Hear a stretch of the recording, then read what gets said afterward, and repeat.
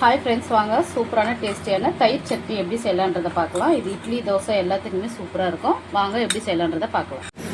ஒரு பேக்கெட் தயிர் எடுத்து வச்சுருக்கேன், ஒரு தக்காளி அரிஞ்சு வச்சுருக்கேன், ஒரு அரை வெங்காயம், ஒரு 10 பல் பூண்டு, ஒரு 4 காஞ்ச மிளகா, காரத்துக்கு ஏற்ற மாதிரி காஞ்ச மிளகா ஆட் பண்ணிக்கோங்க. இப்போ கடாயை சூடு பண்ணிவிட்டு நம்ம எடுத்து வச்சுருக்க ஒரு பேக்கெட் தயிரை ஆட் பண்ணிக்கலாம். ஆட் பண்ணி அதில் தண்ணி போகிற அளவுக்கு கொஞ்சம் கிளறி விட்டுக்கிட்டே இருங்க.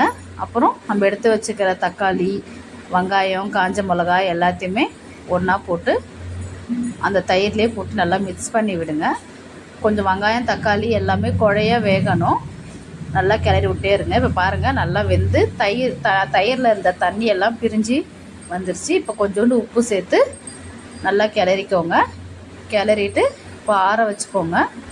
கீழே இறக்கி வச்சு ஆற வச்சுக்கோங்க. அரைச்சி கொண்டு வந்துடலாம். இப்போ பாருங்கள், அரைச்சி கொண்டு வந்தாச்சு. இப்போ ஒரு பவுலில் ட்ரான்ஸ்ஃபர் பண்ணிவிட்டு தாளிப்பு போட்டுக்கலாம். இப்போ கடாயில் கொஞ்சம் எண்ணெய் ஊற்றி கடுகு, உளுத்தம்பருப்பு போட்டுக்கோங்க. கொஞ்சம் கருவேப்பிலை போட்டுக்கோங்க.